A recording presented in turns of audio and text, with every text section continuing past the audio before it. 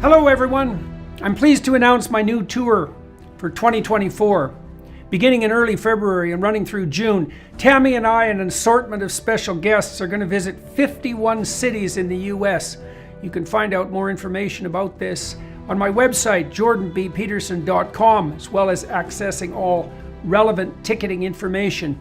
I'm going to use the tour to walk through some of the ideas I've been working on in my forthcoming book, out November 2024, We Who Wrestle with God. I'm looking forward to this. I'm thrilled to be able to do it again, and I'll be pleased to see all of you again soon. Bye-bye. In my opinion, we're in this moment of great transition. Not only is my generation passing away, but all kinds of world orders are passing away, and a new age is coming in. And we have to start with this question: is who are we trying to serve? What is the creature that we're trying to build governments around, that we're trying to build communications around, that we're trying to build avenues of information around? And I don't think the question is asked often enough. What you have is the people at the top trying to solve problems with great, big, wonderful ideas. In Davos, they're going to have the Great Reset and so on. And then you have the people on the bottom who are just saying, leave me alone. What are people? What do they do right? What do they do wrong? And how do we not only control the people, but how do we control the people who control the people?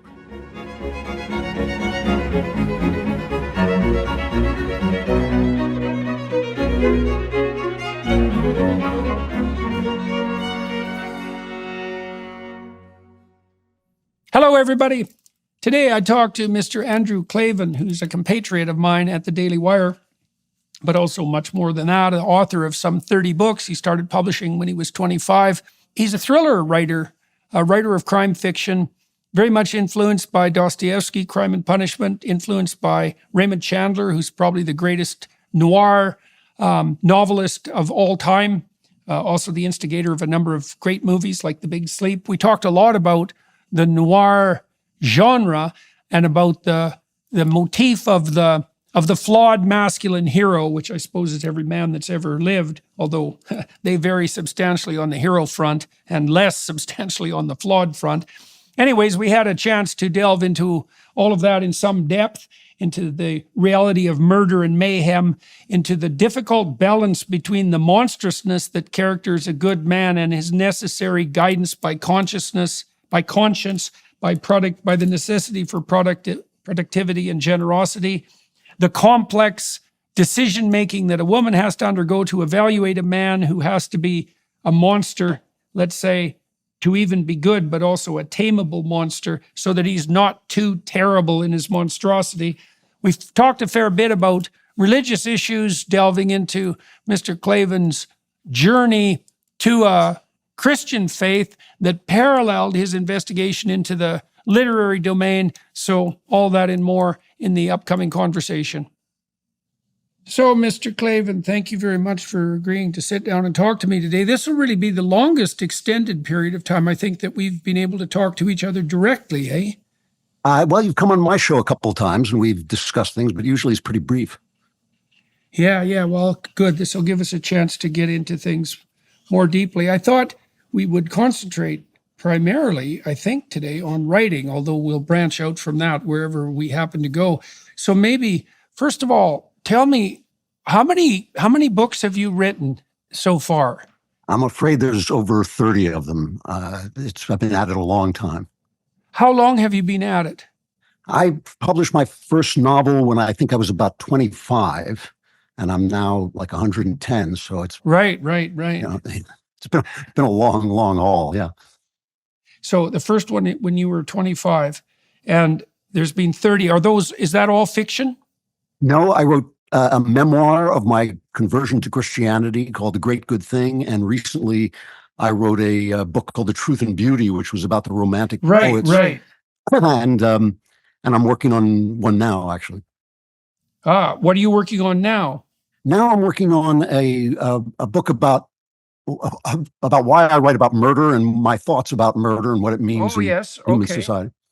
Murder and mayhem. Yeah. Well, I know a couple of thriller murder mystery writers, and I'm a great fan of, well, I like the genre, actually, especially the noir genre from the 1940s and thereabouts.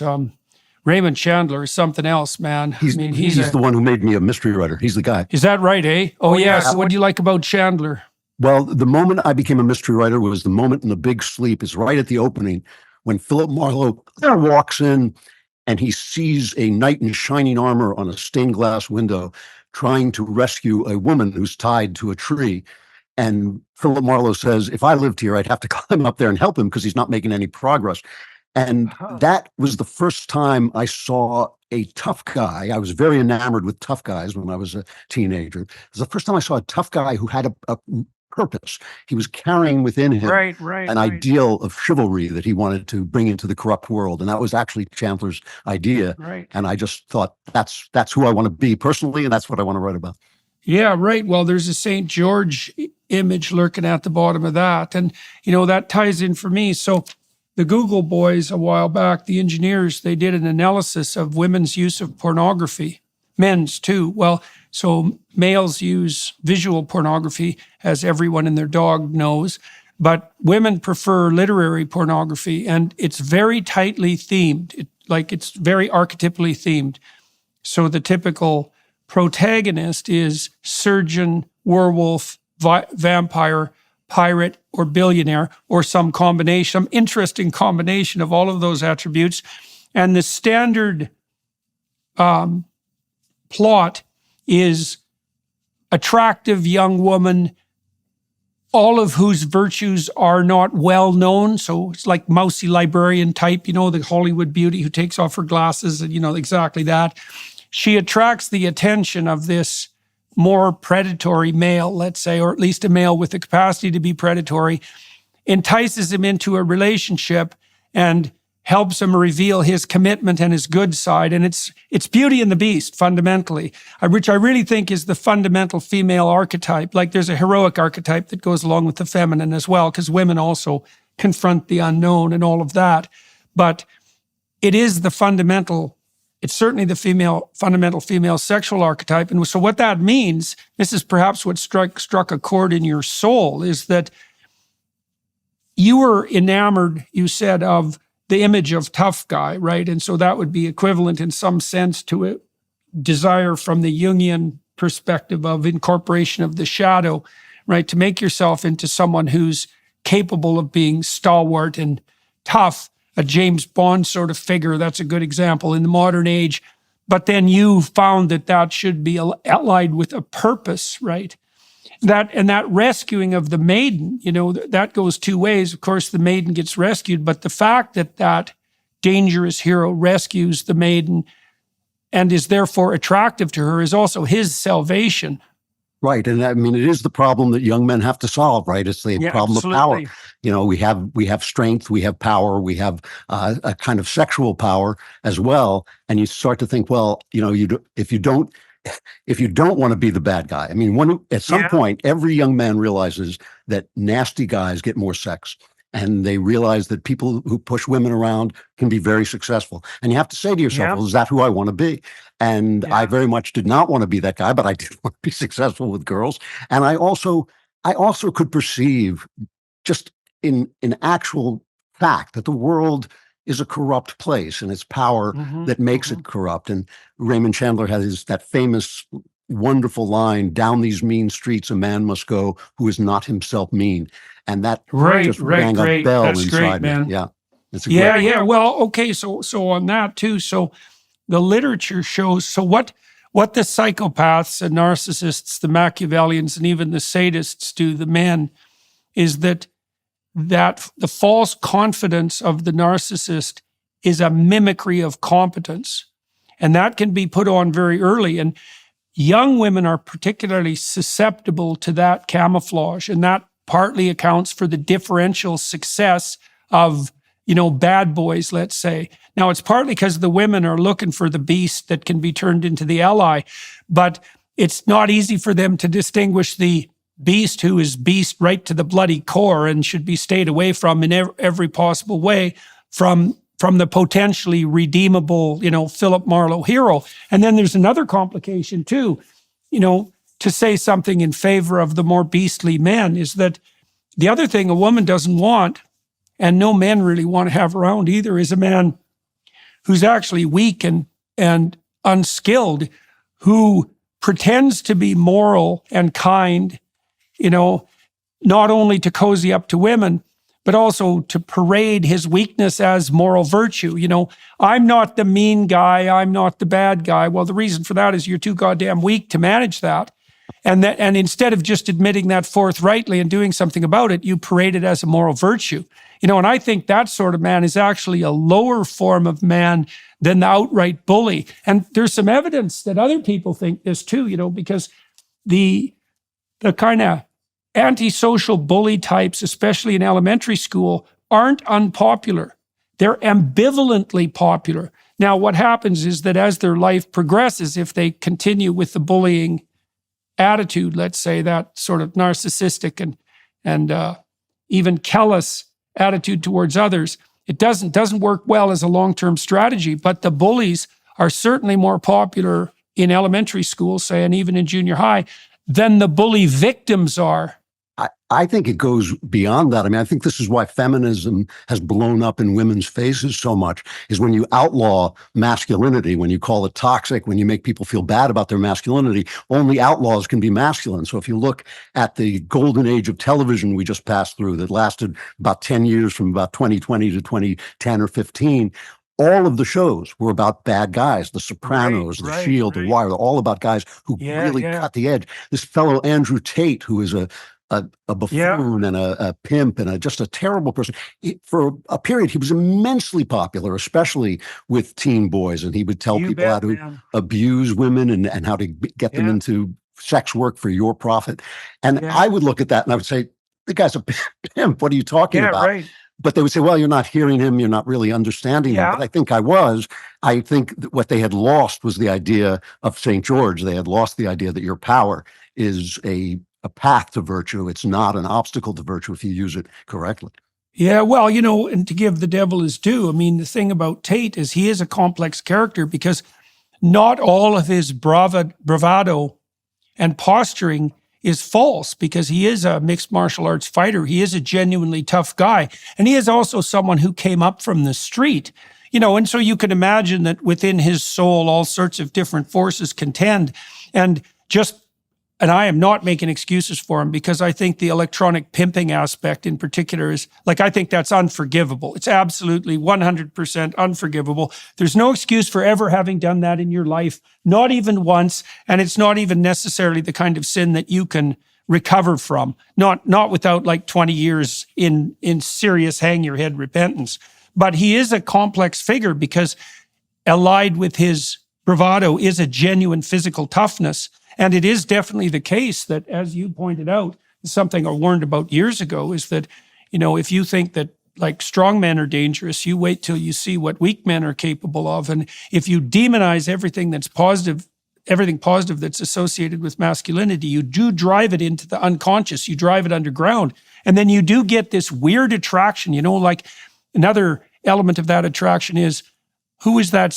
There was a show for a long time about a serial killer who decided to... Dexter, Dexter, exactly, the same sort of thing, right? And you see the same sort of thing pop up, for example, in 50 Shades of Grey, which is, again, an archetypal example of the feminine proclivity for a certain kind of structured pornography.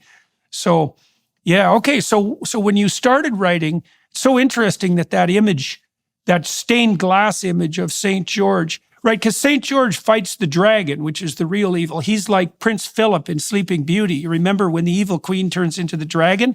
Prince Philip fights off the dragon, which is the unknown itself, and then he's able to free Sleeping Beauty. It's exactly a St. George motif. And the same thing happens in the Harry Potter stories, right? Because Harry goes underground to fight off the dragon of chaos, and that's the basilisk that turns you to stone, the thing that makes you terrified.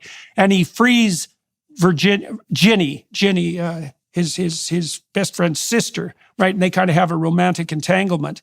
And he does that with the help of the phoenix, in some sense, that helps him be reborn. And he's reborn in part a consequence of actually having faced this understructure of chaos, right? And confronted the mean streets and the darkness that's underneath every society. So that called to you from the Philip Marlowe novels, from Chandler's work. Oh, it's the moment. Reading that passage was the moment I thought, this is the kind of writing I want to do. And also, this is the kind of person I want to be. Because one of the Right, things, right. one of the problems with storytelling and with mythos is that when it conflicts with reality, you start to leave victims behind. And one of the great scenes in The Big Sleep is when the detective is playing a chess game by himself, a solitary chess game, and he turns over the board and says, "This is not a game for knights." In other words, this mythos that he brought, this ideal that he brought into the world, is not fitting with the Los Angeles of the 1950s, which is full of corruption. And the Yeah, problem for me with, if you watch, for instance, movies that make romantic heroes out of mafiosi. The Sopranos, I yeah, mean, you're yeah, talking about the attraction of a guy. Tony Soprano is a very attractive person. The Godfather is a very attractive person. And yeah, then you yeah. talk to police officers who've actually dealt with those people, and every single one of them, their faces turn scarlet, and they just spit rage because they've seen them, they've picked up the bodies, they've picked up the people Right, they've right. killed and exploited, and they'll tell you they're animals. They're not really admirable at all. And so Yeah, bringing that masculine energy into the world, a very delicate operation, and something that you have to remember as you're doing it, that the people you're dealing with are real and have the same right to yeah, life and health and happiness that you have. It's yeah. Well, very, this very, is very complicated enterprise.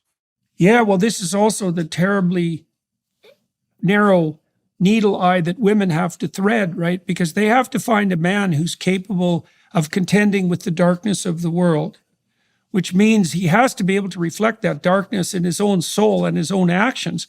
But he also has to do that while simultaneously being productive and generous.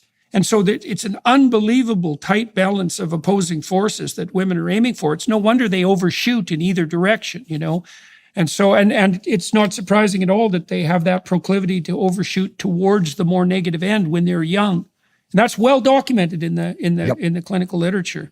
And Right, right. you mentioned 50 Shades of Grey. I mean, that's one of the 10 best-selling Oh series yeah. in all of fiction, which is amazing. Well, it also came up so interesting. It developed its popularity during the Me Too movement. So you saw this height of attack on toxic masculinity at the same time that in the unconscious, so to speak, there was this burgeoning desire among women who were listening to this discussion regarding toxic masculinity to be, taken by a brute, this billionaire. You see the same damn thing in Ayn Rand's novels as well, with the interplay between Dagny Taggart, I think it is, and is it Yeah. Hank Reardon? Is it Hank Reardon? I think so. That she ends up in a kind of semi-rape dalliance with, so the other thing that's very cool about Chandler, and I'm wondering how this impacted you too, is he's an unbelievably good stylist, like and master of dialogue, that witty, harsh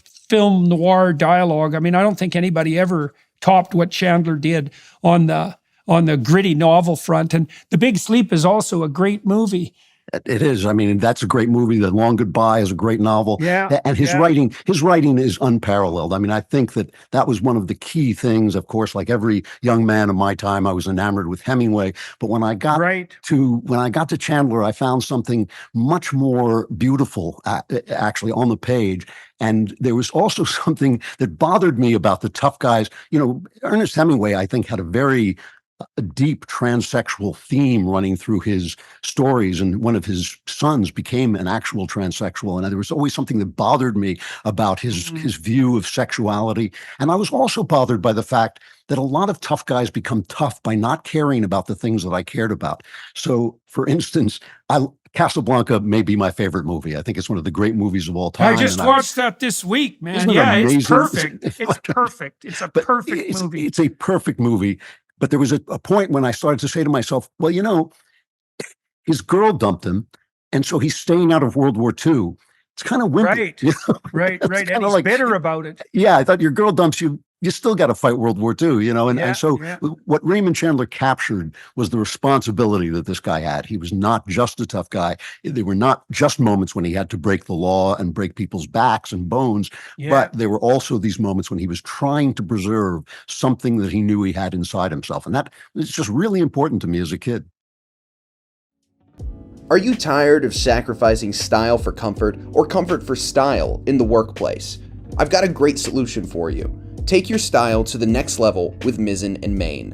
Mizzen & Main's performance fabric dress shirts feel just as good as they look. Made from high-quality, moisture-wicking fabric, these shirts will keep you cool and comfortable all day long. But that's not all. Mizzen & Main shirts are also wrinkle-resistant, so you'll always look sharp and ready for that impromptu meeting. Mizzen & Main invented the performance fabric dress shirt 10 years ago and practically perfected it. You can wear their clothes to work, throw them in a suitcase, or keep them by your at-home desk when you need to look sharp for an interview. Whatever you do and wherever you wear it, know that you'll look and feel amazing. I love Mizzen & Main. They are perfect for every occasion, whether I'm attending an important meeting, a networking event, or simply want to impress my colleagues. Mizzen & Main has everything I need. So what are you waiting for? Spruce up your style with Mizzen & Main. Go to mizzenandmain.com and use code Jordan to get 25% off any purchase of $130 or more. That's MIZZEN and Main.com, promo code Jordan for 25% off today. Right. You see that in the Maltese Falcon too, by the way, which we also just watched. Same sort of thing. This underlying moral commitment of the flawed tough guy. Yeah. Well, and the attraction, I think a better example for young men at the moment. Well, Rogan's a good example. Joe Rogan's a very good example because he's definitely a monster who's got himself under control. But Jocko Willink as well. Oh, yes, of course. Yes. Yeah. Because Willink is tough as a boot. He knows perfectly well, and he's told me this repeatedly in our various conversations that, he could have been quite the criminal because he's definitely got I wouldn't say a bloodthirsty aspect, although that's in there, because he's a disagreeable guy. He's very competitive, and that disagreeableness and competitiveness goes together. Hey, I read an interesting study this week, man. This really helped me understand something I've been studying for a long time. So people tend to feel pain as a consequence of the disruption of social relations. It's not anxiety, it's pain. And so loneliness and grieving, for example, are variants of pain. And if you take a child who's misbehaving and you isolate them, that isolation is a punishment, and it's a punishment because it's associated with pain. And that can be ameliorated with opiates, by the way. Like, this is very well understood. So part of social bonding is mediated by pain responses. And I read a paper this week that showed that people who are more disagreeable, right? So that's a masculine characteristic, show less activation in their neurological pain systems when watching someone else in pain. And so that's part of that underlying neurology that can lead to a certain callousness, right? And a certain lack of care in reference to other people. And but then you can also understand it as a necessity for things like, hunting would be an example, military service, police. Like, anytime you're dealing with something where the threat of physical combat is real, an excess of empathic responding is likely to be an impediment. Now, the price you pay for that is that if you do have the wiring that makes you less directly sympathetic in the face of other people's suffering, let's say, you can easily tilt into the antisocial, right? So this is another precipice that has to be negotiated by men who are wired to be competitive and tough. It's like, well, how do you ally that forthrightness and bluntness, because that's also part of that, with the willingness to be generous and productive? I think,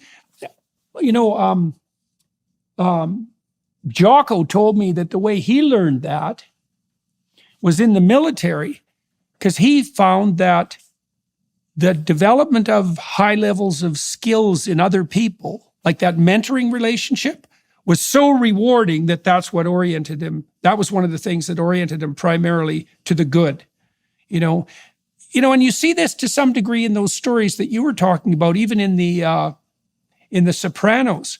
Like, one of the things that makes movie mafiosos admirable is that they actually produce a family around them, right? That's structured. There's a mentoring relationship there. You even see that in Breaking Bad with Walter White's relationship with Jesse, for example. Oh, absolutely. Breaking Bad is a perfect example of what we're talking about. But again, it's also an example of the breach between storytelling and reality. I mean, we think in stories. You deal in psychology. Psychology is a kind of story. Sexual fantasies are a kind of story, and stories are all about physical action. They're all about things, people moving and doing things. But in real life, I've met many a man who could break me in two physically, who hasn't got a morally strong bone in his body and will cave immediately when he is dominated by a stronger mind. You yourself, you're not an absolute physical monster, but you're standing up to the entire Canadian government because you have that spine. And one of the tricks for women growing up, I think, is understanding the difference between the kind of strength that turns itself into brutality in a sexual fantasy and the kind of strength that simply stands where it's supposed to stand and will not let the world push it aside. And then you return to that fact that you're not afraid to be isolated. You're not afraid to walk away from the society when the society is wrong. I mean, I think this is one of the terrible things we're dealing with now throughout a society that's lost its mind and lost its way a little bit, is that you have to be willing to be canceled. You have to be willing to be thrown off social media. You have to be willing to lose your job even in order to simply speak the truth. And that's a kind of strength that I think men exhibit more than women. And I think that men exhibit it sometimes when, if you looked at them, you'd think like, he's not a real tough guy. I could knock him out. Which is why, you hear the stories of Ben Shapiro being bullied. And you think like, sure, you can be bigger than him, you can hit him, but it's a little hard to have as much integrity as he has to stand to walk into a riot and make your speech. Those are the things that actually, in the end, play out in a civilized society. Yeah. Strength. Well, that speaks to a higher order virtue than mere absence of empathy or fear. I think, because it isn't that. Certainly, like, I am very agreeable by temperament, as it turns out. And so conflict really does bother me. Now, I don't think Ben is particularly disagreeable, but he's certainly more disagreeable than I am. And there's an element of him that really likes the conflict. This is obviously not a criticism, but the issue there is that there's a kind of commitment to character, and this is probably the apprehension of this is what attracted you when you saw that, or when you were thinking about that stained glass window, is that there's a kind of character that's sophisticated beyond mere physical strength, which isn't trivial, that enables people to move forward or to stand their ground despite being afraid, say, and despite being empathic. And the fact, it is very complex, because you said, for example, that that's likely more true of men than women. And that's a tough one, eh? And so we could take that apart a bit. I mean, it's certainly the case that the most woke academic disciplines are female dominated. And it is definitely the case that women are by temperament more agreeable than men. And what that means, I believe that's primarily a specialization for infant care. And that means that the proclivity because look, an infant is always right when it's in distress. And your moral obligation, this is, say, an infant under 6 months of age, your moral obligation as the primary caretaker of an infant is to never question its emotional distress, never, and to respond immediately, no matter what. And being able to do that, and also simultaneously having the wherewithal to withstand conflict, especially if it's generated on emotional grounds, that's a very contradictory set of demands. I think that's partly why human beings require two parents, because it's just too much. Well, it's just too much, I think, for one person to take primary responsibility for that intense care that characterizes especially the first year, but particularly the first 6 months. And then also to have the emotional capacity to start to implement necessary disciplinary procedures that result in some emotional tension, no matter how short term. You need a man and a woman to play those things off one another. Oh, I think that's definitely true. Yeah. You know, And also to work out. I mean, mercy and justice are in conflict everywhere, but in the mind of God. So I think that it takes two people Exactly really to that. bring that together. Yeah, and it also means you're not just dealing when you're dealing with all these archetypes, and when you're dealing with these fantasies that are stories and these stories that are fantasies. You have to remember the moral web, and the moral web is a complex thing. You know, those things are borderlines that only we can see. They're not railings in the road. They're things that you have to be able to say, I am going to stay within this borderline, and I'm going to be able to define that. And that's one of the reasons, for instance, that men go out into the world to support the mothers at home, and the mothers don't always know what the men have to do to get that done. And the men have to make those very difficult decisions. Am I going to, take this guff from some guy because I need the money? Am I going to do a job that I shouldn't do? All of those things come into play. And that's, again, the complexity is intense, and it definitely takes two people at least. And it definitely takes two different kinds of people. That's right. To find their way. Yeah. Yeah. You talked about the interplay of mercy and justice. I think that's a good definition of conscience.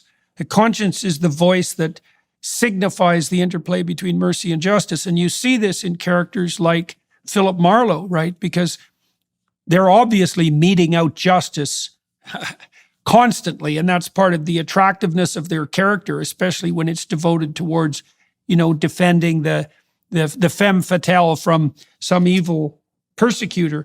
But they're always leavening that with mercy, and it is as a consequence of following the dictates of their conscience. And certainly Marlowe is a very conscience-ridden creature. Yes.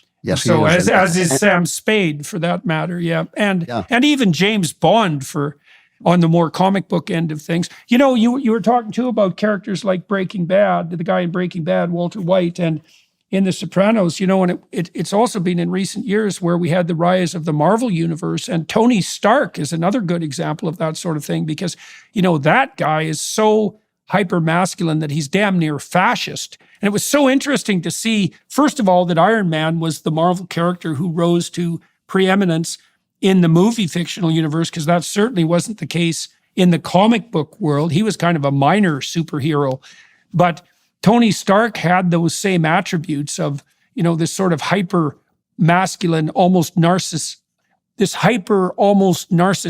masculine element. And it was also very interesting that he ended up allied in some profound way with the Hulk, right? That they played off each other, and that Stark was the person who was also able to control and deal with and channel the Hulk in the most effective possible manner.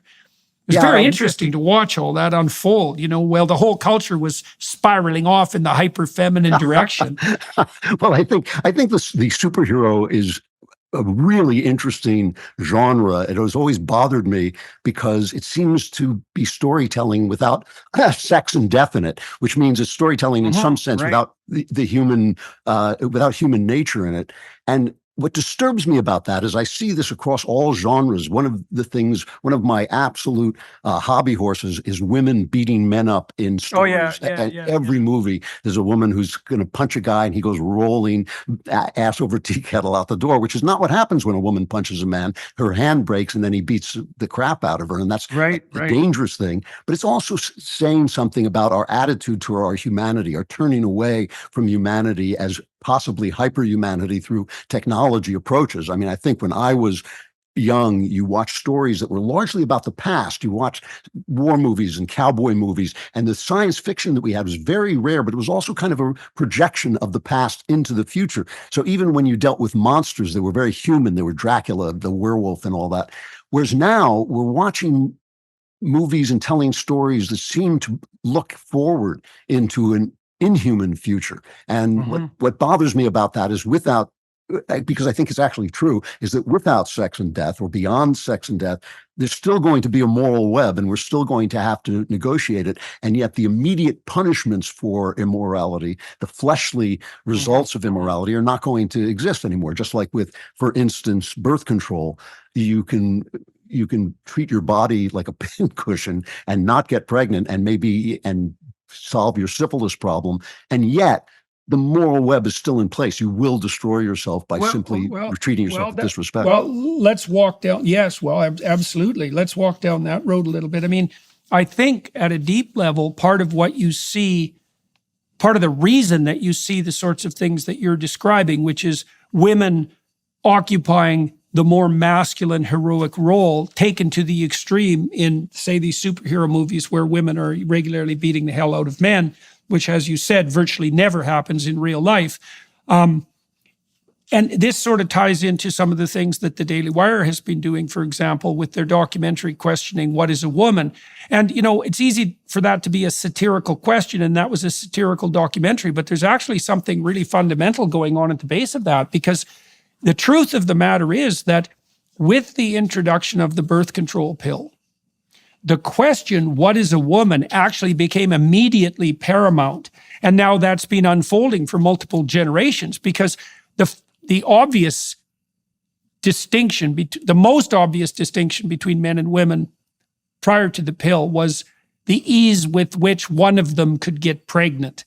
And it was impossible for one of them and very easy for the other. And that turned out to be a walloping difference, and perhaps the cardinal difference. I mean, the biological definition of female is literally that sex that gives up most in the process of sexual reproduction, that devotes the most resources. And you see that even in the relationship between the sperm and the egg. I think the egg has 10 million times the resources of a single sperm in terms of what it's donating to the gamete. It's something like that. And so, and that's echoed at every level of the dichotomy between masculine and feminine. So what is a woman? A woman is the human sex that devotes most to the problems of reproduction.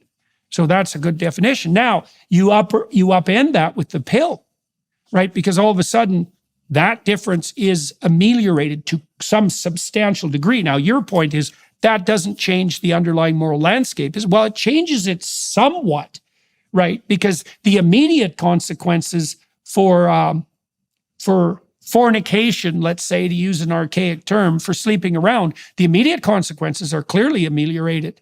And that leaves us to wonder, well, you know, the whole 1960s was an experiment in some ways. It's like, all right, sex has now become consequence-free, or so we thought.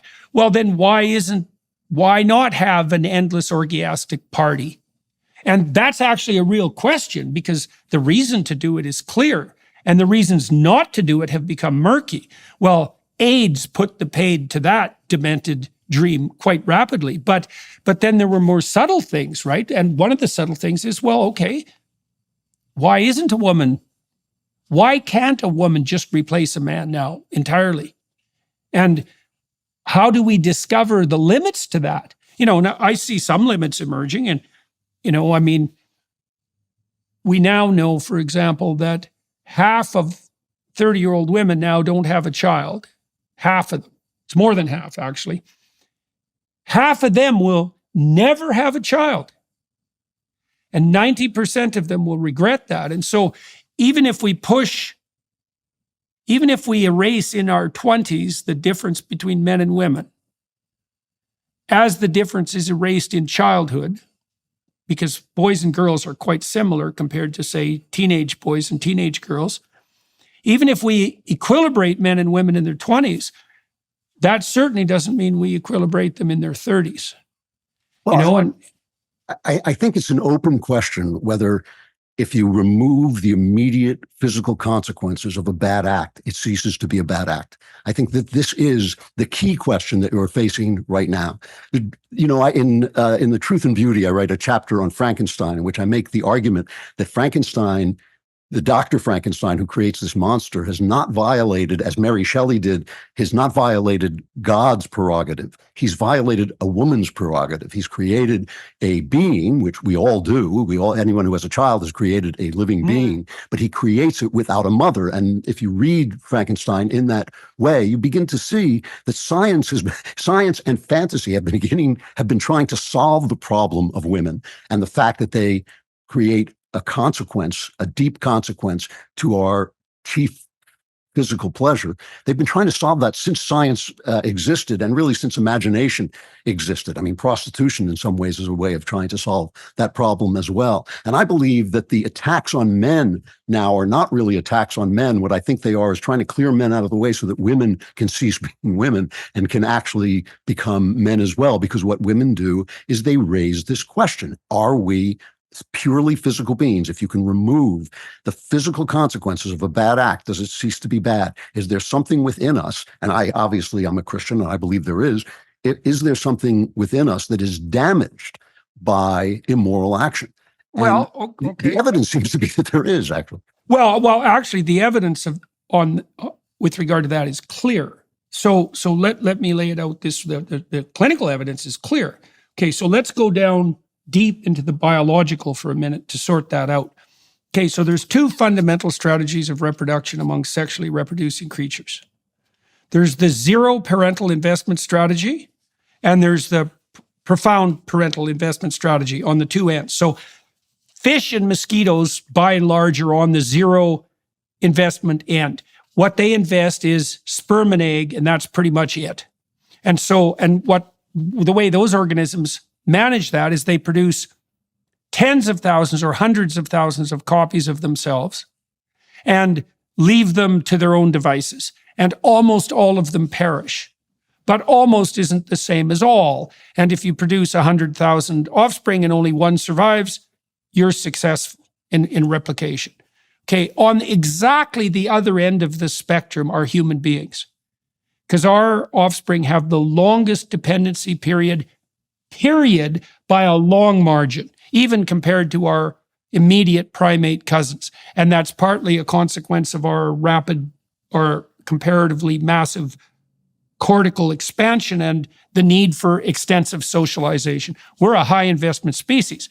Okay, so now let's look within the realm of human attitudes towards reproduction. There's a distribution. There are those who engage like mosquitoes in short-term mating strategies. And there are those who engage preferentially in long-term pair-bonded mating strategies. Okay, now we could ask ourselves, what are the personality characteristics that go along with that? Well, the clinical literature and the personality literature are clear. Here are the predictors of short-term mating strategy preference. Early onset criminality, familial history of antisocial behavior, psychopathy, narcissism, Machiavellianism, and sadism.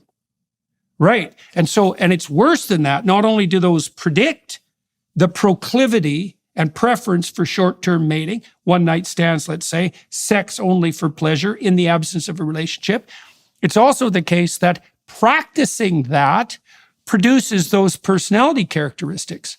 And you can see why, because if the goal is that you're going to subordinate all things, including the possibility of any relationship whatsoever, to mere sexual pleasure, you're now using the other person as an object for pleasure, but you're also using yourself. You're also training yourself in a form of psychopathy. And so I don't even think this is debatable. I think the evidence for this is, like I've known for 35 years, that one of the best predictors of criminal proclivity among teenagers is early and frequent sexual experience. That's been known forever.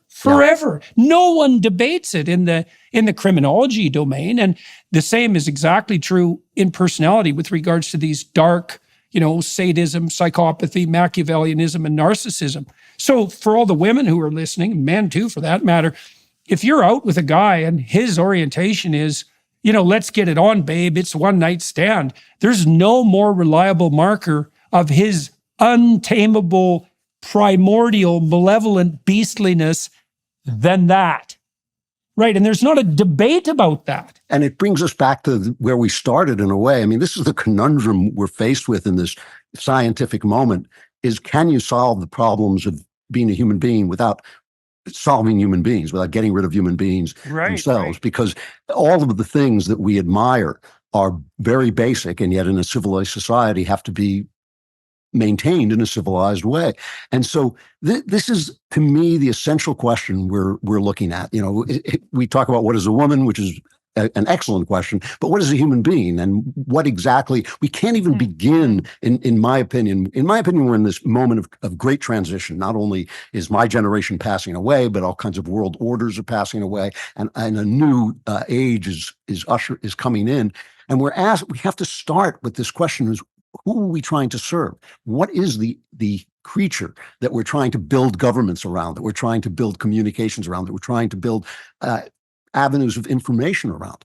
And I don't think the question is asked often enough. What you have is the people at the top trying to solve problems with great, big, wonderful ideas. In Davos, they're going to have the Great Reset and so on. And then you have the people on the bottom who are just saying, "Leave me alone, and let me do what I want to do." And obviously, somewhere between those people is the idea that kind of the American founders started out with is, what are people? What do they do right? What do they do wrong? And how do we not only control the people, but how do we control the people who control the people? And I think we're back to those questions again. And I fear that not the scientific worldview, but the scientistic worldview blinds us to certain things that people are, and that may be ineffable. I think everything has a physical analog, but it doesn't mean that that's its cause. And you see this in, for instance, when we drug people for depression and they feel happier, are they happier? And I think a lot of them are not, as shown by the fact that we now have a medicine for depression, and yet depression is spreading. When you have a medicine for polio, polio goes down. When you have a medicine for depression, it spreads. And I think that's because we're not actually treating the depression. I think most psychologists now agree with that. Did you know a baby's heart begins to beat at just 3 weeks? At 5 weeks, that heartbeat can be heard on ultrasound, and this can sometimes be their only defense in the womb. That's where Preborn steps in. Preborn rescues 200 babies every day from abortion simply by providing mothers with an ultrasound. After hearing her child's heartbeat and seeing its perfectly formed body in the womb, she's twice as likely to choose life. By 6 weeks, the baby's eyes are forming. By 10 weeks, a baby is able to suck his or her thumb. Preborn needs our help to save these precious lives. For just $28, you could be the difference between the life or death of a child. And if you become a monthly sponsor, you'll receive stories and ultrasound pictures of the lives you helped save. All gifts are tax deductible, and 100% of your donation goes towards saving babies. To donate, dial pound 250 and say the keyword baby. That's pound 250 baby. Or go to preborn.com/Jordan. That's preborn.com/Jordan. Well, one of the things that we're skirting around in some sense is the question of what limitations, the question of what defines a man or a woman or a human being is actually a question in some sense of boundaries and defining limitations. Right. Right. Now, one of the ideas I've been wrestling with recently is that death makes things real. Because one fundamental philosophical question is, well, what does it mean for something to be real? And it seems to me that the hallmark of the real is death, is the finitude of existence. Something can be so real that if you encounter it, it kills you. And then if that's true, if mortal limitation defines reality, it makes, so let's walk through that. Is something that threatens you with death serious? Well, yes, right. Now, it might not be the most serious reality, because I think you could make a case that something that threatens your soul is more real than something that threatens your life. And I think if people understood that distinction, they would sacrifice their life to save their soul. So that's something we could talk about. But in any case, the logic of the argument depends on accepting the proposition that what we take most seriously is what we regard as most real. And certainly those things that threaten us with death, we regard as most serious, and therefore are those things that help us define what is real. I don't know if we transcended our mortal vulnerability, which is the dream of the transhumanists. It seems to me that we would, instead of solving the problem of mortality, I think we would substitute a kind of soulless existence for life itself. It's something like that, because you might say, well, if you now can't be killed, if you're now an immortal creature, which in principle is the aim of, of all of our striving to overcome our illnesses and our subjection to weakness, like, is there anything in you that's now human? Yeah, I think this is absolutely true. And death not only makes things real, it actually gives us meaning. The poet John Keats said that life was the veil of soul making. And I think that the reason it's the veil of soul making is death gives everything. All meaning, I think, comes from death. Even the moment of love, the fact that it's precious, the fact that it passes, Right. the fact that every moment passes is what gives it such urgency and importance. And one of the arguments I've heard against Christianity, against the Christian idea of eternity, is that where will the meaning come from? And I think that's a solvable issue, obviously, but still, here now we are dealing. It is death that gives our life meaning, and is death in which we find the meaning of life. There would be no purpose. I believe that if we had no death, if we actually eradicated that, we'd get something like the end of the time machine, where those people are sitting around, doing absolutely nothing and just kind of floating downstream. Right. And it looks like paradise, but in fact it's hell. And I think that is, this is the thing that disturbs me so much about these superhero movies, is really when you take away the traits that make us human, death and sex, eros and thanatos, you've taken away the meaning of being human as well, and you leave us with virtually nothing. And some of these transhumanists also become death worshipers, because what they talk about is it'll be great when human beings are gone. It's time for these meat sacks to get out of here and leave everything to AI. There are people who believe that AI is more important than we are. And for me, it's always the question of, like, why? What consciousness does AI have? What is precious about AI? We're the ones who are precious precisely because we die, precisely because this moment and this internal life that I lead, and that you have to assume I lead because you lead one too. That's where all of the meaning exists, and the fact of your life is so urgent and sacred. Well, right. Well, the relationship between urgency and the sacred is definitely it's a very close relationship. And if you have infinite time, the question that immediately arises is, then why anything now? Right. And I think that's actually, in some ways, you might say even that's one of the curses of plenitude and wealth, even especially if it's unearned. It's like, well, how much urgency does there have to be to drive you forward in a meaningful fashion? You can think about this in terms, for example, of the effects of pornography.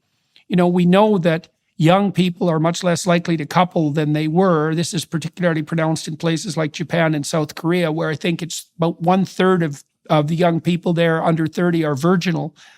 And one of the questions you might ask yourself is, well, how much is the fractious but necessary long-term relationship making between men and women driven by what?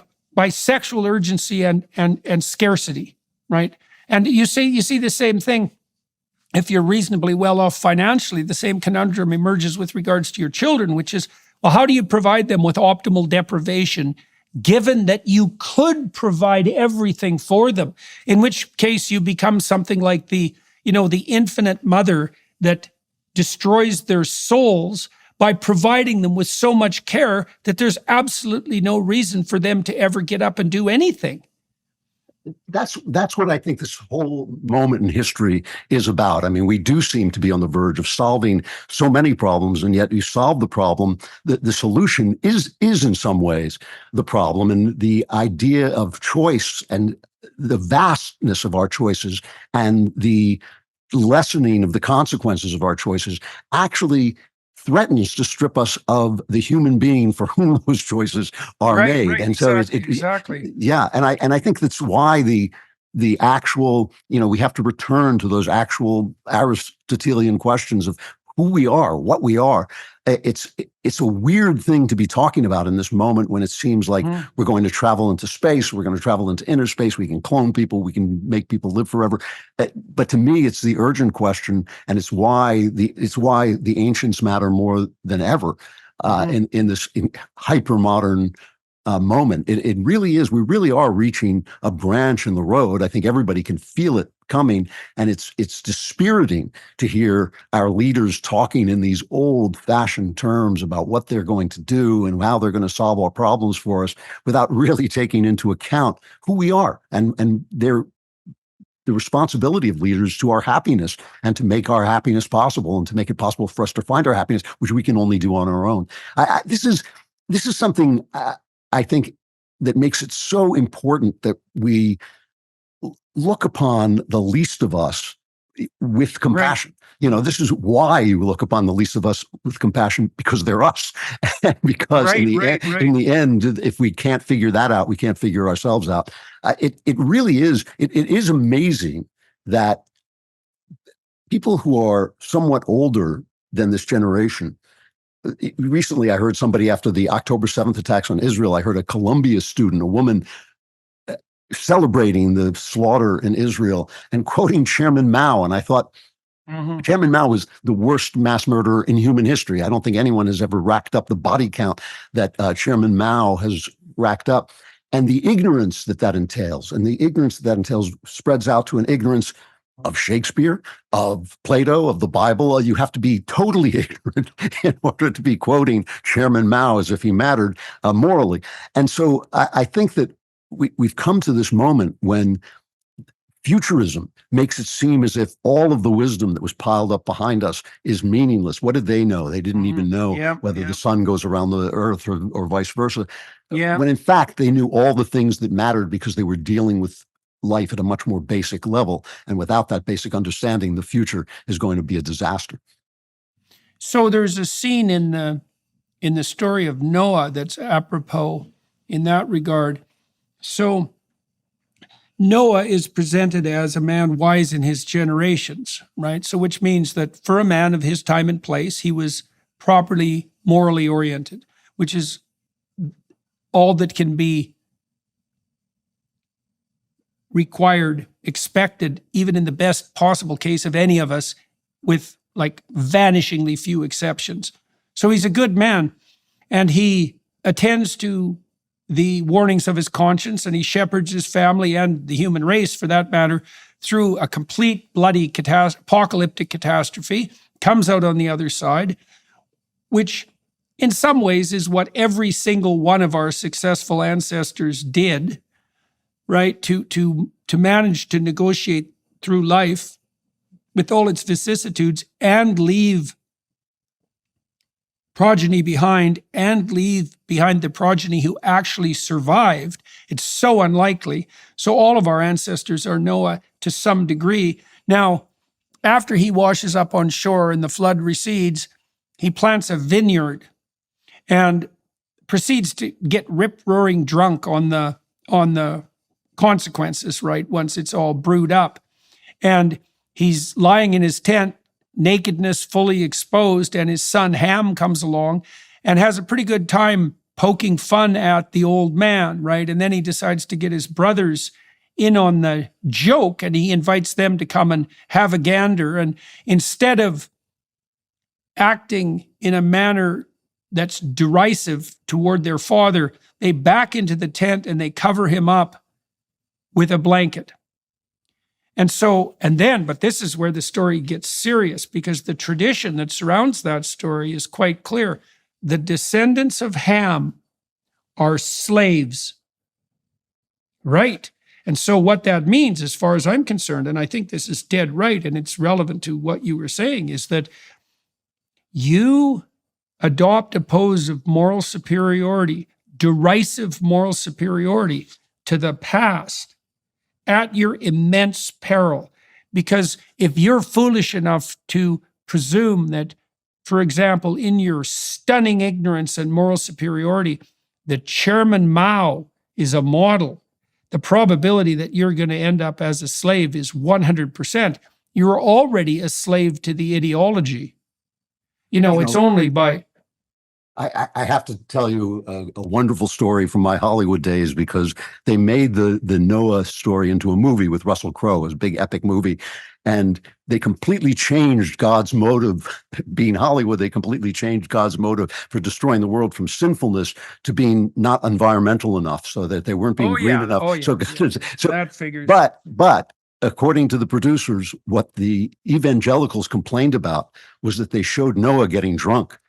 And the Hollywood producers were left explaining to the religious Christians that no, that was actually scriptural. That was actually in the Bible. So piety of any kind is actually a way of blinding ourselves to what human beings are in both their decency and their wickedness. And I actually think that this, I believe, there's always been, especially once the age of science begins, there's always been this idea that you can find a single governing motivation for human behavior. Yeah. So you have Freud with Eros and power and alienation and all this. But I think one motivation that we completely forget about is the motivation to appear virtuous to oneself and others. And I think that the knowledge of our brokenness, the knowledge of what we really are, is just intolerable to so many people. And it's that I think causes you to have both the pious Christian who couldn't care less about the person next to him, and the guy in Davos who thinks it's fine for him to make the decision. Yeah, okay, well, you put your finger on something absolutely crucial there, I think. So one of the things I've been exploring really in depth, especially in the last month, is the intersection between a biblical injunction and a gospel injunction. So the biblical injunction is, do not use the Lord's name in vain. Now, people think that means don't swear, and that isn't what it means. Right. It isn't what it means. It might mean that in some peripheral sense, because it is a warning against the careless use of God's name. But what it really means is, do not claim moral virtue, especially of the highest sort, for acts that are clearly self-serving. Now, there's no more self-serving act than one that's narcissistic.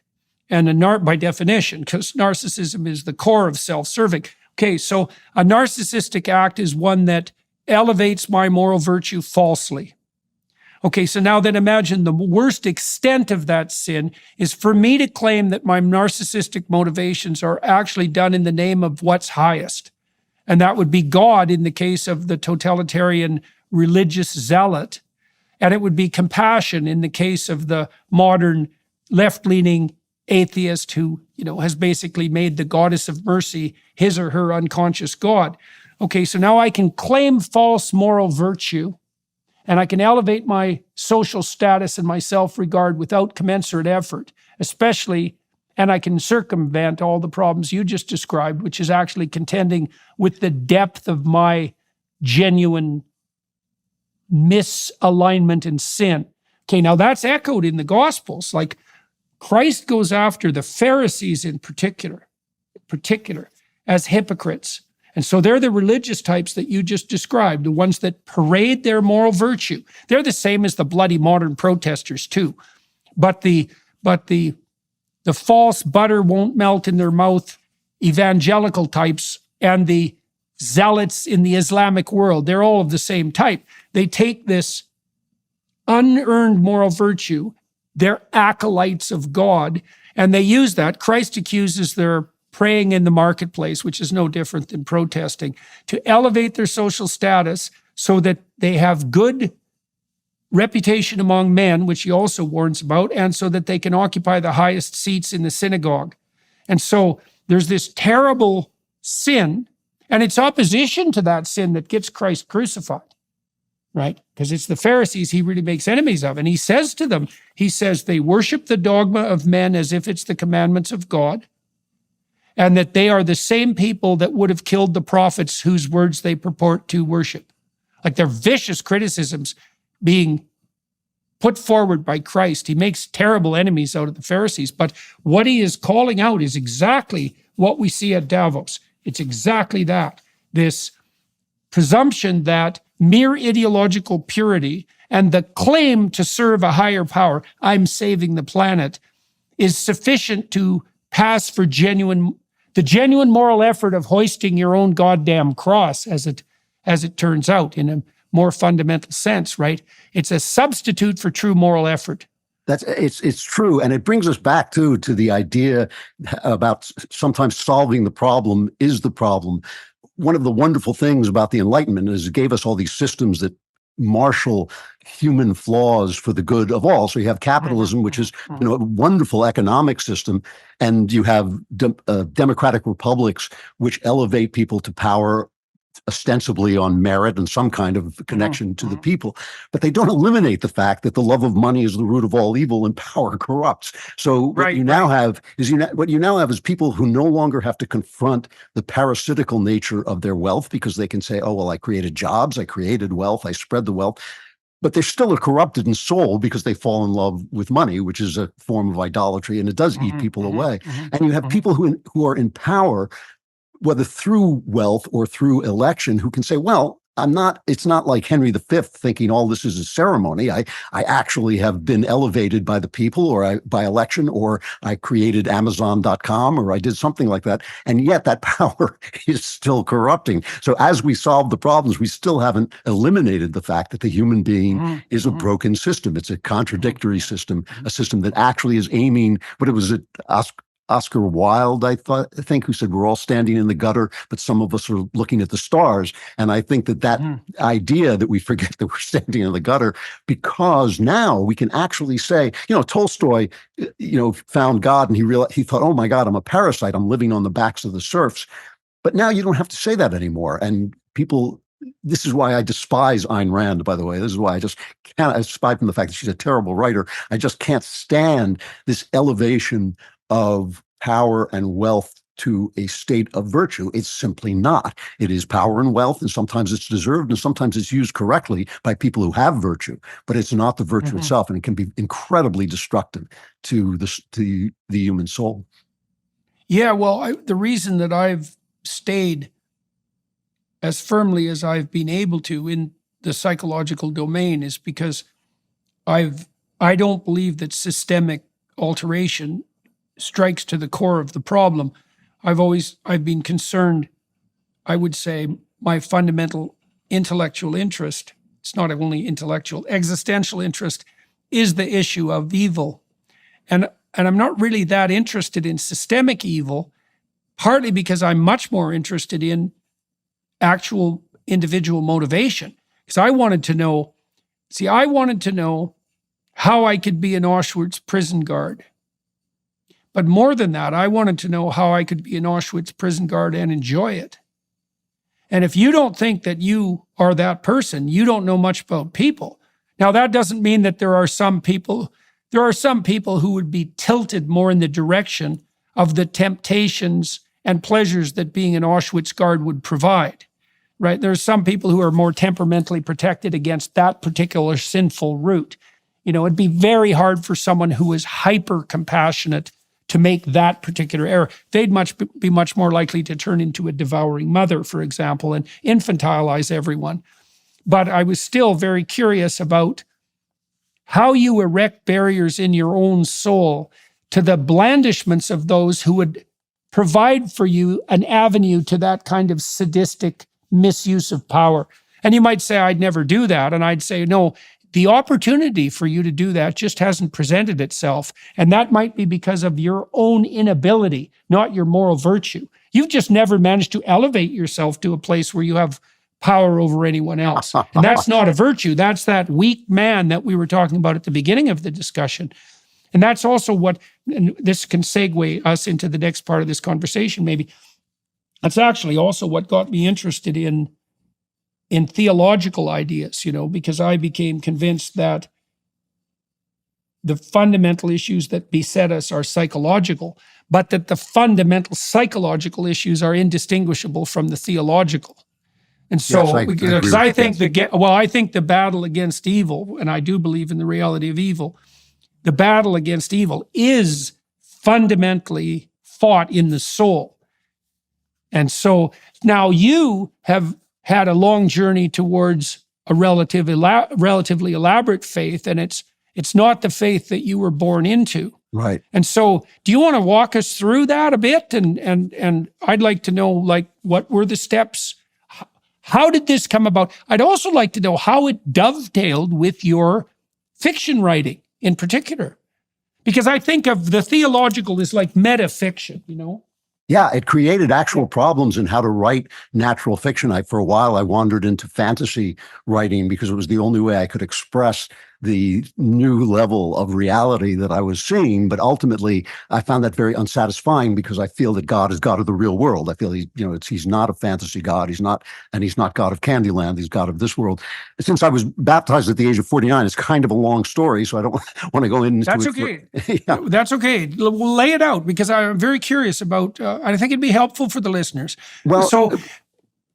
When I was in college, the first wave of the postmodernists were coming on, and we were starting to hear about relativism and the disjunction of language with meaning and all of these things. And I guess I was 19 years old, and I read Crime and Punishment. And when was this? What year was that? If 19, it would have been 73. 73. Okay, so now I'm situated in time. You read Crime and Punishment. Oh, that'll do the trick. Yeah, exactly. And, here's this scene of a man who, Dostoevsky was writing before Nietzsche, but Dostoevsky, I believe, was an actual prophet, and he actually prophesied what Nietzsche was going to say. Yeah. He saw those ideas coming. And so you have this scene in a novel where a man takes an axe, not just to the pawnbroker who is bedeviling him, but to her retarded sister, and kills in just a scene of incredible innocence and evil, kills a woman who can't think straight and just looking at him with this blank look. And I thought, there is no way this is not an evil act. And I think that's Dostoevsky's point. There is no construct that you can have. And this, to me, is the only leap of faith I ever took. The only leap of faith I ever took in my journey to Christianity was saying that there is something that is evil, and therefore something that is good or not evil, whether or not every single person in the world thinks so, and whether or not you can convince yourself it's not.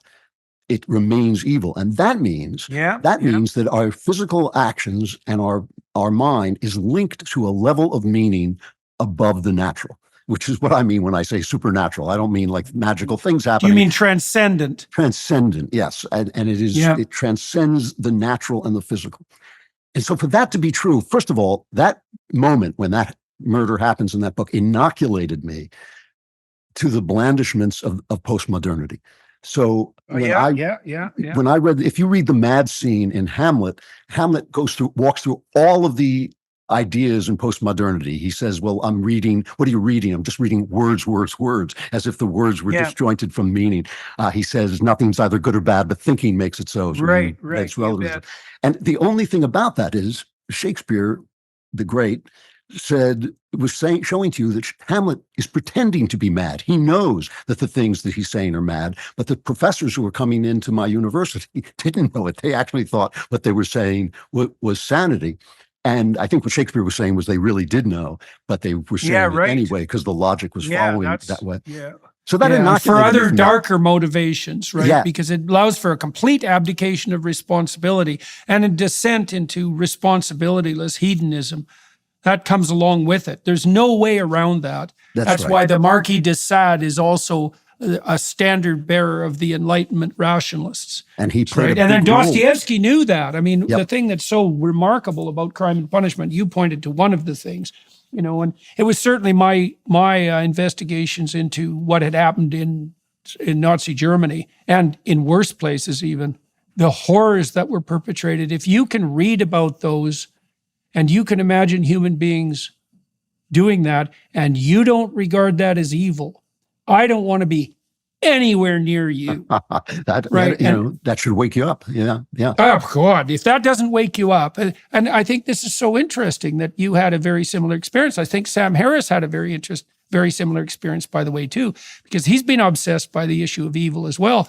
Like, evil is something so palpable that if you face it, then you'll either become convinced of its reality or there is no hope for you. That's right. That's right. Right, And once you right. become So that happened with Crime and Punishment for you, eh? well, That's so interesting. It did, but because of my milieu, because I was a secular Jew in coastal cities in the artistic world, I was a novelist. Yeah. I was dealing with sophisticated people. The idea of believing in God, unironically, or even beyond the Jungian, well, you can't tell whether this is a delivered meaning or a real meaning.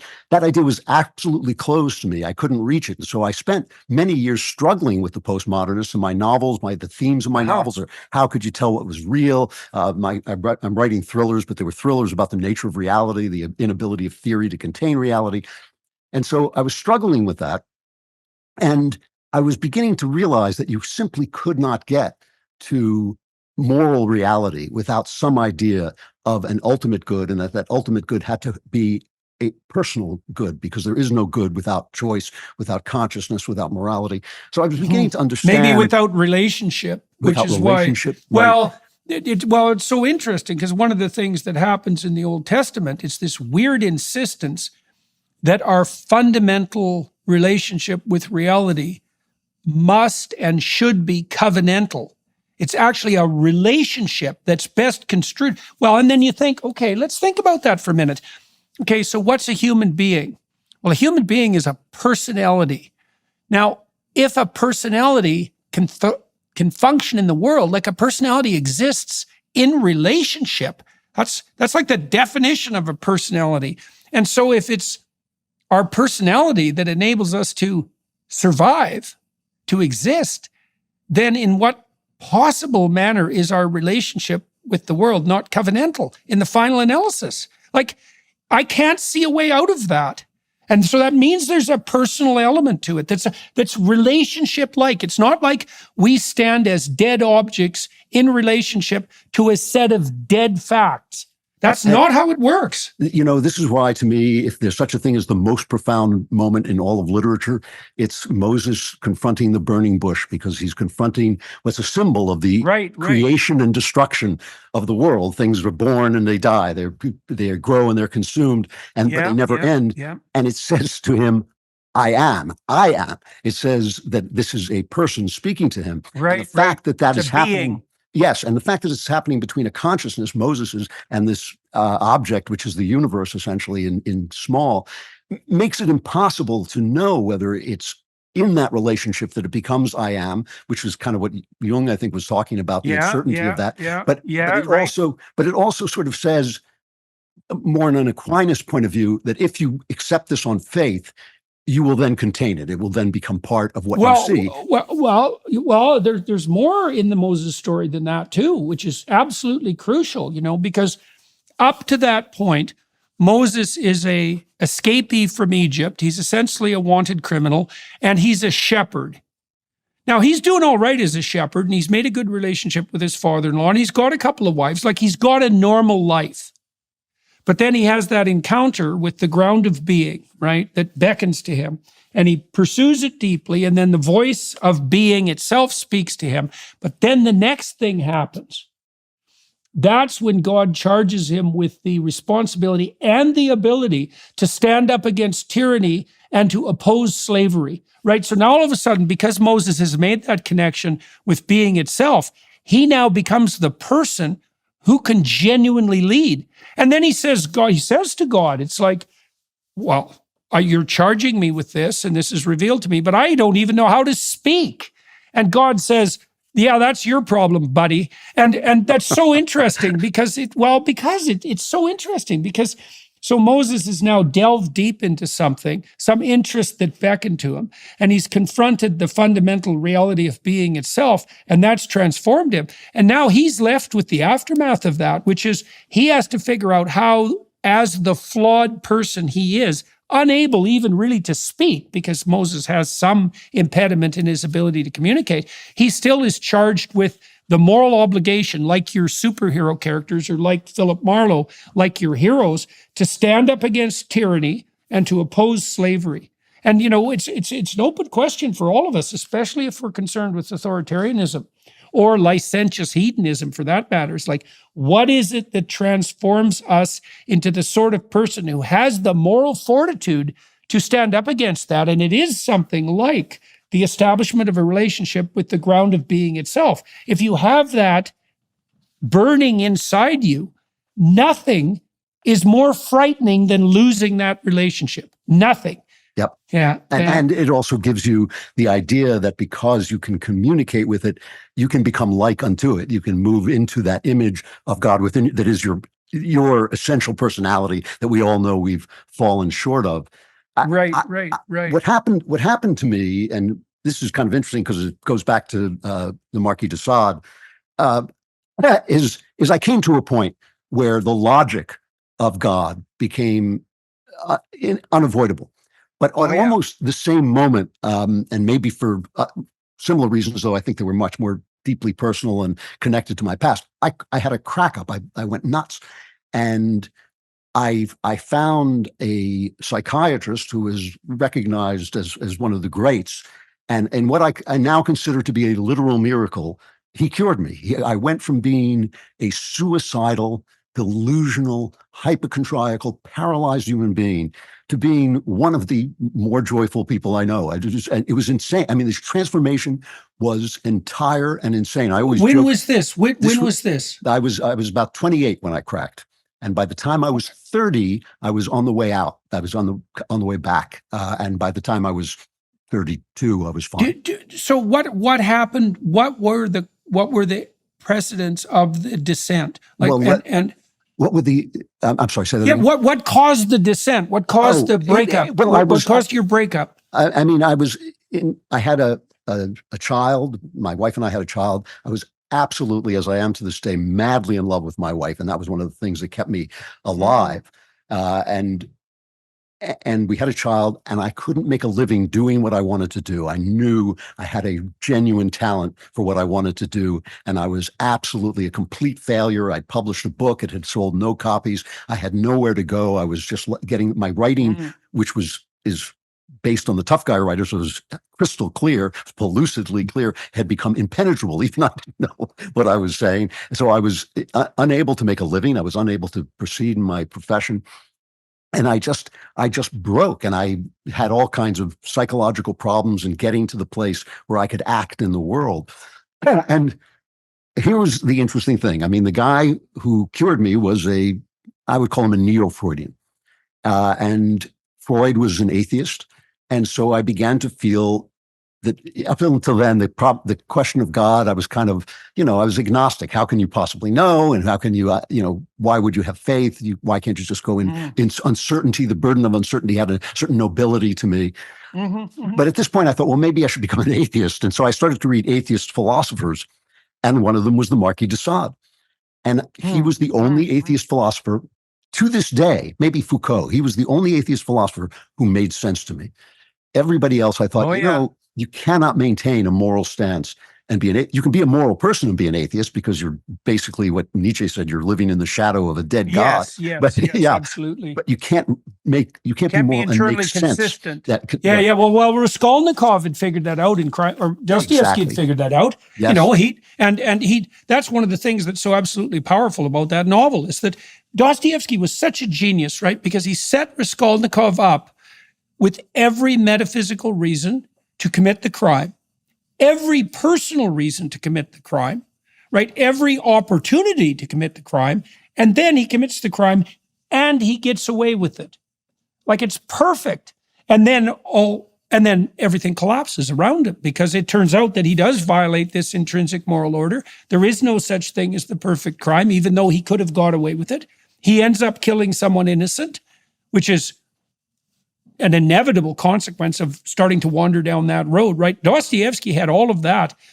He's the perfect counter-Enlightenment thinker because he does exactly as you're suggesting. He does exactly what the Marquis de Sade does. He says, oh, I see. So there's no final arbiter. Oh, I see. That really means right. I can do whatever I want. Yes. He used to stand in front of a painting by Hans Holbein of the dead Christ, in which Christ is buried. He's in his coffin and he's looking through the earth at him. And he's so entirely dead that Dostoevsky loved the painting because he thought it was the best argument against Christianity, and he wanted to confront it. And that's why he gets such wonderful arguments in Brothers Karamazov, because he confronted all the hardest arguments. Oh, yeah.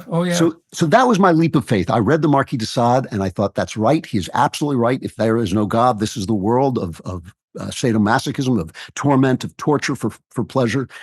That looks like hell to me, and I am going to go home by another way. I'm turning around, and I'm just going. That was my leap of faith. My leap of faith was. Why do you think you rejected? Why did you reject it? Because look what's happening now.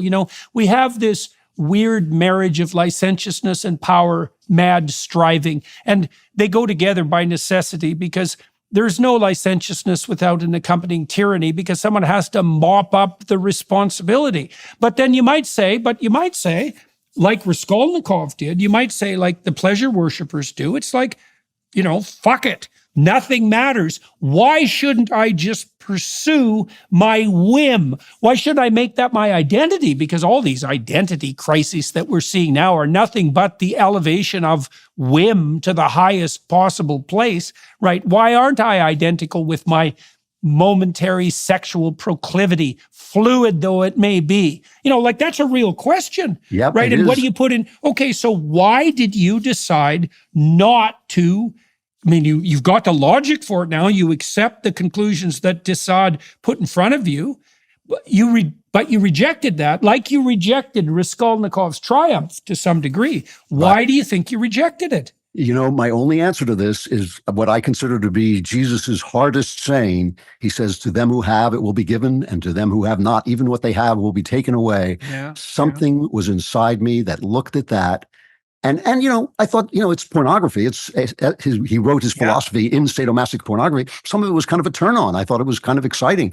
And yet it horrified me. It made me think, no, it was just that thing. There was something inside me that rejected that. And I don't know, C.S. Lewis says nobody knows any story but his own. And I don't know if everybody has that thing inside him. I really don't. Yes, I think everyone, I hope so. I don't think there's any difference between that and the essence of consciousness itself. And now I've thought about this a lot, because I know, for example, that there are families where the tendency for the proclivity towards antisocial and psychopathic behavior is transmitted. And I know that there's a genetic proclivity for that. Now, that doesn't mean a determinism, right? And so it's certainly the case that you could say, well, the constraints around our relationship with the good vary substantively from individual to individual. But I don't think it matters in the final analysis, because it looks to me like this is the truth of the matter. It's something like you're given your talents, and they differ widely from person to person. But you're given your talents and your impediments, and those vary too. But with every talent comes a corresponding impediment. You see this in the rich man, the story, the parable of the rich man, who has to give up everything that he has. Now, Christ doesn't tell him that there's something wrong with money. What he says, he does an analysis. The guy says, I'm miserable. And Christ says, well, are you doing the right thing? Do you honor your parents? Do you abide by the commandments? Are you living a good life? And the guy says, yeah, I seem to be a good guy.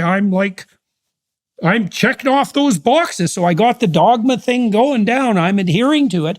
And Christ says, and I think in some sorrow, it's like, well, you're screwed. Like, you have to radically revalue your entire life. And that probably means you have to give up everything that you've accrued, because it's not working for you. And the disciples themselves, they say in the aftermath of that, they say, oh, well, if that's the price of salvation, no one will pay it. So it's not a point to the fact that the money itself in and of itself is the problem. And the parable of the unjust steward also makes that crystal clear, because Christ says directly that often the people who are just pursuing money are wiser and more moral than those who claim dogmatic moral virtue, right? So that's crystal clear. But it is a question. I mean, think of the blessings I did have in my life, chief among them, a wife I loved so dearly and who loved me back, and a profession I loved. I mean, I loved to write and I loved beauty. I'm still a kind of beauty monger. I love culture and the things that work and sing.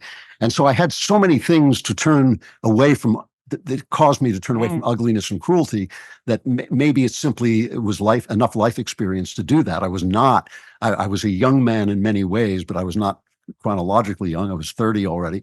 And I think it just made me turn back. Well, that also says that you had higher order forms of even pleasure, let's say, beckoning to you.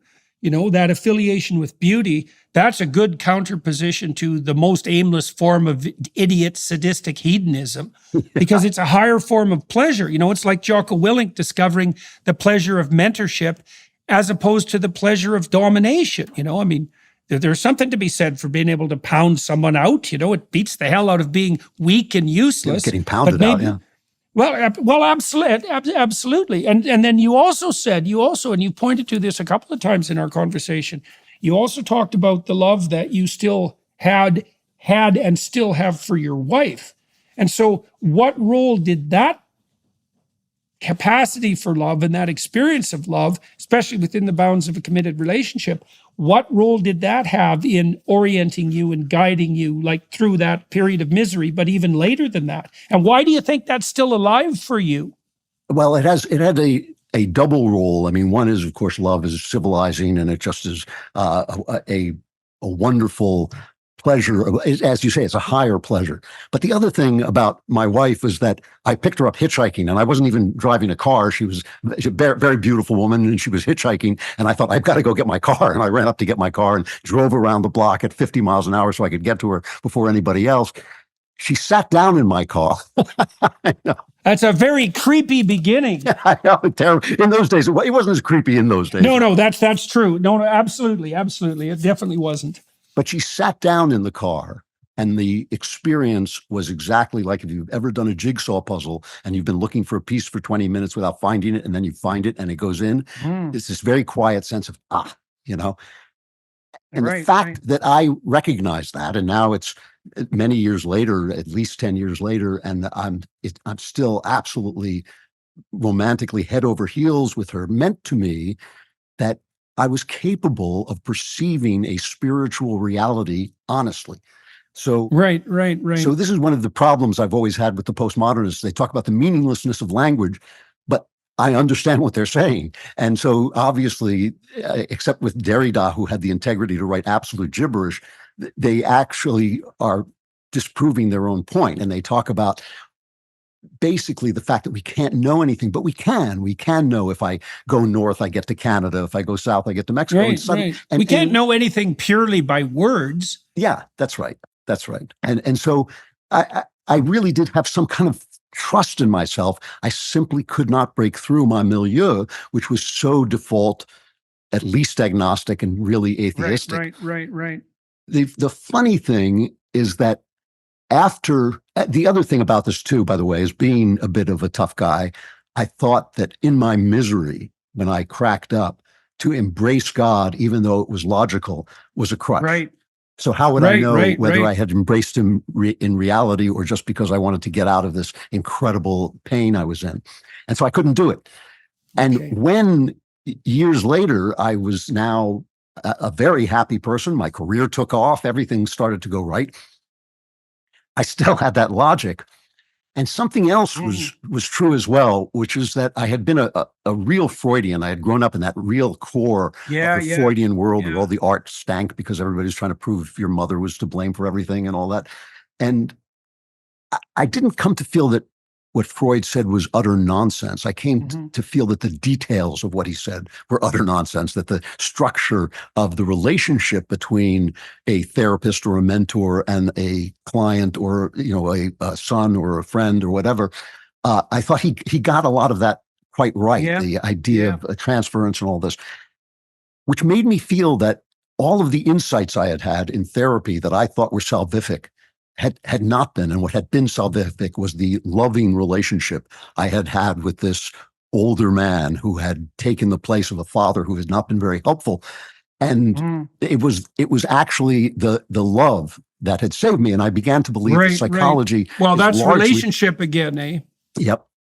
And it made me feel that psychology is a story, that stories give us the ability to take the ineffable and move it around a little bit. And sort of say, this goes here and that goes definitely. here. Right. Yeah. And so you split up things that are actually unified into pieces that you can move. And that brought me back to God. And I ultimately, as an experiment, and it comes back to fiction again, how much I love fiction. I was reading, I don't know if you've ever read the Patrick O'Brian novels. They're just wonderful seafaring adventure stories about the Napoleonic Wars. They're absolutely brilliant. No, I don't know of them. And in them, there's a very intellectual character named Maturin, who's an ugly little man, but very brilliant and kind of a spy. And I kind of admired him and identified with him a little bit. And there's just a scene, he's a Catholic, and there's a scene where he was falling asleep. And the line is, he said a prayer and went to sleep. And I was reading in bed, and I thought, well, if Maturin can say a prayer and before he goes to sleep, so can I. And I just thanked God for the journey I had come out of, this horrible darkness that I thought was the end. I thought I was going to kill myself.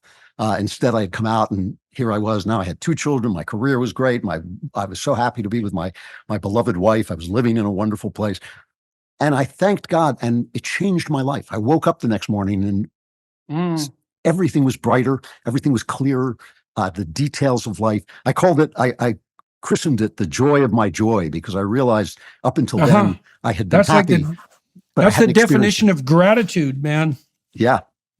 So you 3 things you pointed to there that we should take apart. Maybe we can close with this. So the first is, one of the primary Freudian accusations, and the Marx did this too, was that religion was just what would you say, a shield against death anxiety, or a sop for the victimized poor, right? So that would be Marx. But Freud, a little bit more trenchant. It's like, well, it's a shield of meaning the weak use to protect themselves against the ultimate reality of pointless death, right? And people like Ernest Becker made much of that in his Denial of Death, which is actually really a great book, even though it's fundamentally wrong. It's a great book.